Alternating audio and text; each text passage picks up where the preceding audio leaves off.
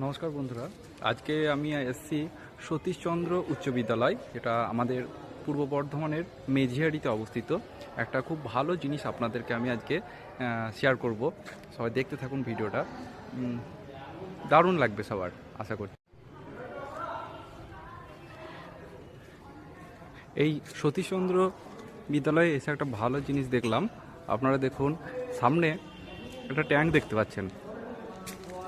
এটা rain water harvesting, অর্থাৎ বৃষ্টির জল সংরক্ষণ করার একটা বিশেষ পদ্ধতি, যেটা আমরা বইয়ের পাতায় পড়েছি, এবং সেটাকে এই স্কুলের মধ্যে খুব সুন্দর করে গড়ে তোলা হয়েছে। তার জন্য দেখুন, স্কুলের ছাদের সঙ্গে বড় বড় পাইপ যোগ করা হয়েছে। এই পাইপের মাধ্যমে ছাদের সমস্ত জল এসে এই ট্যাঙ্কতে জমা হয়।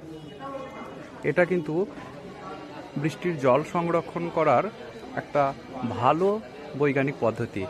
এর মাধ্যমে কী হবে, বৃষ্টির জল সংরক্ষিত হবে, জলের সংকট দূরীভূত হবে, তার সাথে জলদূষণ কমবে, ভূগর্ভস্থ জলের মাত্রা বৃদ্ধি পাবে, অর্থাৎ লেভেল বৃদ্ধি পাবে।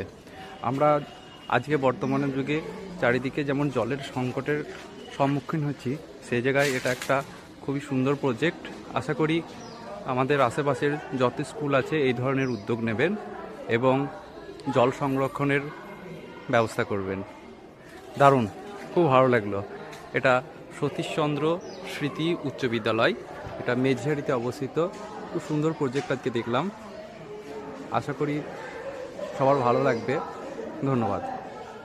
Thank you for watching my video.